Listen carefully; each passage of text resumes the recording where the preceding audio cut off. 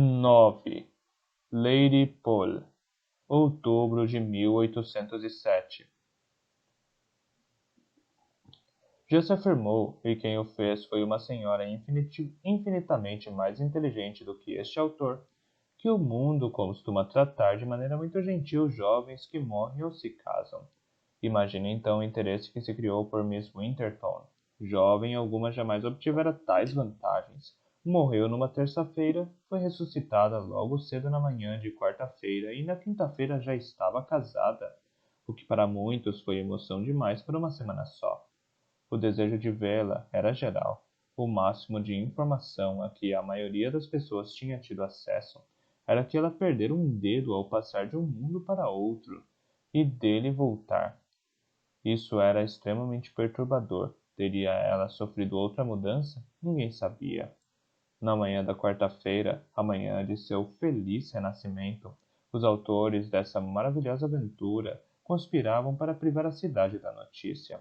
Os que madrugaram na Praça Brunswick souberam apenas que Miss Winterton e sua mãe descansavam. Na Praça Hanover deu-se o mesmo. Mr. Norrell estava muito cansado. Era absolutamente impossível que falasse com alguém, e quanto a Sir Walter, ninguém sabia onde encontrá-lo, embora houvesse uma forte suspeita de que estivesse na casa de Mrs. Winterton, na Praça Brunswick. Não fosse Mr. Rowlight e Mr. Lascelles, almas caridosas, a cidade teria ficado ávida de informações, mas eles percorreram Londres ativamente, comparecendo a um número inacreditável de salas de estar, salas de café da manhã, de jantar e salas de jogo. Impossível dizer a quantos jantares Rowlight foi convidado nesse dia. E era uma sorte ele jamais ter sido glutão, do contrário, teria causado danos permanentes a seu aparelho digestivo. 50 vezes ou mais ele contou como, depois do restabelecimento de Miss Winterton, Mrs. Winterton e ele choraram juntos. Sir Walter Pole e ele haviam trocado apertos de mão, como Sir Walter lhe agradecera cheio de reconhecimento, e ele elogiava Sir Walter, e ele rogara a Sir Walter que nem pensasse nisso, como como Mrs. Winterton insistira que ele e Mr. Lascelles fossem levados para casa em sua própria carruagem. Sir Walter Pole deixara a casa de Mrs. Winterton por volta das 7 da manhã, para dormir algumas horas em seus aposentos, mas cerca do meio-dia já estava de volta à Praça Brunswick, tal como toda a cidade havia imaginado. Incrível como os vizinhos nos descobrem. A essa altura, estava claro para Mrs. Winterton que a filha desfrutava de uma inquestionável celebridade que conquistara a fama pública da noite para o dia. Pessoas depositavam seus cartões de visita na porta da casa e um grande número de cartas e mensagens de congratulações chegava a toda hora para Miss Winterton, muitas delas de pessoas que Mrs. Winterton jamais conhecera. Minha senhora, permita-me, escreveu uma delas, pediu-lhe que se liberte daquele vale sombrio que lhe foi revelado. O fato de esses desconhecidos se acharem no direito de comentar um assunto privado como a morte e a ressurreição, de expressarem curiosidade em cartas endereçadas à filha, despertava em Mrs. Winterton enorme desagrado. Muito a dizer de condenável a essas criaturas mal educadas e vulgares. Ao chegar à Praça Brunswick, Sir Walter viu-se obrigado a escutar tudo isso. Minha senhora, aconselho-a, disse ele, a não pensar mais nisso. Como nós, políticos, sabemos perfeitamente, uma diretriz de dignidade e silêncio é nossa melhor defesa contra esse tipo de insolência. Ah, Sir Walter! Exclamou sua futura sogra. É uma satisfação para mim comprovar como nossas opiniões com frequência concordam. Dignidade e silêncio, sem dúvida. Não creio que possamos ser mais discretos do que isso sobre os sofrimentos da pobre e querida Emma. Quanto a mim, estou resolvida a jamais voltar a falar no assunto a partir da manhã. Talvez, disse Sir Walter. Minha intenção não era ir tão longe, porque, sabe, não devemos nos esquecer de Mr. Norrell. Sempre teremos em Mr. Norrell um constante lembrete do que ocorreu. Receio que estará com frequência conosco. Depois do serviço que nos prestou, mal conseguiremos tratá-lo com suficiente consideração. Fez uma pausa e em seguida acrescentou com uma estranha careta no rosto feio. Felizmente, o próprio Mr. Norrell tem tido a bondade de me indicar como pensa que a minha parte na obrigação poderia ser mais bem cumprida. Era uma referência a uma conversa que Sir Walter e Mr. Norrell tinham tido às 4 horas daquela manhã, quando Mr. Norrell abordou Sir Walter no alto da escada e lhe falou minuciosamente sobre seus planos para frustrar os franceses por meio da magia. Mrs. Winterton disse que teria, claro, satisfação em distinguir Mr. Norrell com sinais de respeito e consideração especiais. Todos deveriam saber o alto grau de sua estima por ele, pondo de lado sua excelente maestria de mago que, afirmou Mrs. Winterton, não havia necessidade de mencionar quando ele chegou à casa. Mr. Norrell parecia ser um excelente e digno cavalheiro. De fato, retrucou Sir Walter. Mas no momento nossa preocupação mais premente deve ser que Miss Winterton não se comprometa além de suas possibilidades, e era sobre isso particularmente que eu desejava falar com a senhora. Não sei qual é a sua opinião, mas me parece que seria bom adiar o casamento por 1 ou 2 semanas. Mrs. Winterton não aprovou esse plano. Todos os preparativos haviam sido feitos e boa parte do jantar de casamento já estava preparada. Sopa, geleias, carnes cozidas, esturjão na salmoura e assim por diante. Tudo estava pronto. De que serviria deixar que deteriorasse só para refazer tudo dali a mais ou menos 1 semana? Como nada tinha a opor contra argumentos de economia doméstica, Sir Walter sugeriu que pedissem a Miss Winterton que lhes dissesse quão forte ela se sentia. Os dois então se levantaram da cadeira na sala de visitas gélida, onde se dera conversa, e foram para a sala de Miss Winterton, no segundo andar, onde lhe fizeram a pergunta. Ah! Exclamou ela. Nunca me senti melhor em minha vida.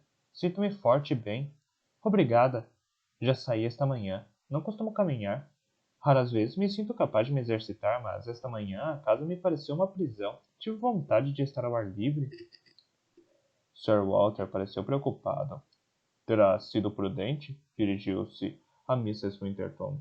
Terá sido correto? Mrs. Winterton abriu a boca para objetar, mas a filha apenas riu e exclamou. Ah, mamãe! Ah, mamãe não sabia, garanto-lhe. Saí enquanto ela dormia. Barnard foi comigo. Dei 20 voltas em torno da Praça Brunswick. 20! Não é a coisa mais ridícula que já ouviram? Mas estava possuída por um grande desejo de caminhar. Na verdade, teria corrido se fosse possível, mas em Londres, como sabem, tornou a rir. Quis ir mais longe, mas Barnard não deixou. Barnard estava muito agitada e preocupada, temendo que eu desmaiasse na rua. Não permitiu que me afastasse das cercanias da casa. Fitaram-na. Provavelmente se tratava, à parte qualquer outra coisa, do mais longo discurso que Sir Walter jamais a ouvira pronunciar. Ela estava sentada bastante empertigada, com olhos brilhantes e a tez viçosa, um retrato de saúde e beleza. Falava muito depressa e com expressividade. Parecia demasiado alegre e animada. Era como se Mr. Norrell tivesse lhe restaurado não só a vida, mas 2 ou 3 vezes a quantidade de vida que tivera antes. Era muito estranho. Claro, disse Sir Walter. Se está se sentindo bem o bastante para fazer exercícios, então tenho certeza de que ninguém desejará impedi-la. Nada a fortalecerá mais e garantirá a continuidade de sua saúde do que exercícios regulares. Mas talvez por enquanto fosse bom não sair sem avisar. A senhorita deveria levar outra pessoa, além de Barnard, para protegê-la. A partir de amanhã, sabe, vou reivindicar essa hora para mim mesmo, essa honra para mim mesmo. Mas estará ocupado, Sir Walter, ela o advertiu. Tem de se encarregar de todos os assuntos do governo, de certo, mas... Ah, sei que estará constantemente ocupado com as atividades do governo. Sei que não devo esperar outra coisa. Ela parecia resignada à negligência dele com tal bom grado que ele não pôde deixar de abrir a boca para objetar, mas a correção do que ela dissera o impediu de pronunciar uma só palavra. Desde que vira pela primeira vez na casa de Lady Winsell, em Bath, ficara extremamente impressionado com sua beleza e elegância, e logo concluíra que seria uma boa coisa não só se casar com ela assim que o casamento pudesse ser convenientemente planejado, mas também se familiarizar mais com ela, pois começava a suspeitar de que, pondo de lado o dinheiro, ela seria uma esposa adequada. Pensou que, cerca de Ora, de conversação faria muito no sentido de propiciar aos dois o grau perfeito de franqueza e confiança que tanto faltava entre marido e mulher. Tinha grande esperança que uma conversa a sós logo forneceria provas amplas de suas afinidades e gostos mútuos. Várias coisas que ela dissera o encorajaram a esperar que assim poderia ser. E sendo um homem inteligente, de 42 anos, tinha naturalmente muitas informações e muitas opiniões acerca de quase todos os assuntos que se mencionassem, os quais estava ansioso por transmitir a uma adorável mulher de 19, o que imaginava ela não poderia deixar de considerar fascinante, mas em virtude do grande envolvimento dele com os negócios e da frágil saúde dela, eles ainda não haviam tido essa conversa interessante. E agora ela lhe dizia que contava que após o casamento as coisas continuassem como eram. Não parecia melindrada. Em vez disso, com o seu novo e vivaz estado de espírito, parecia divertir-se com o fato de ele ter se iludido de que as coisas pudessem ser diferentes.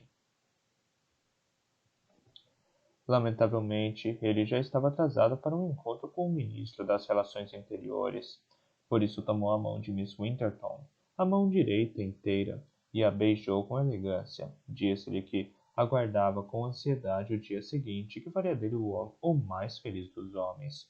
Ouviu polidamente, de chapéu na mão, um breve discurso de Mrs. Winterton acerca do assunto e saiu, resolvido a refletir mais sobre o problema assim que encontrasse tempo.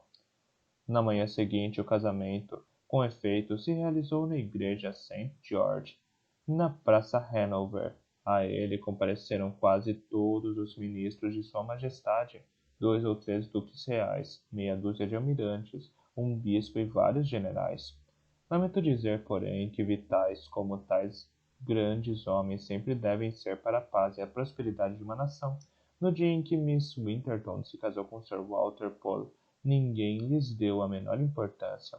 O homem que atraiu muitos olhares, o homem para quem todo mundo apontou com cochichos de ouvido em ouvido, foi Mr. Norrell, o mago.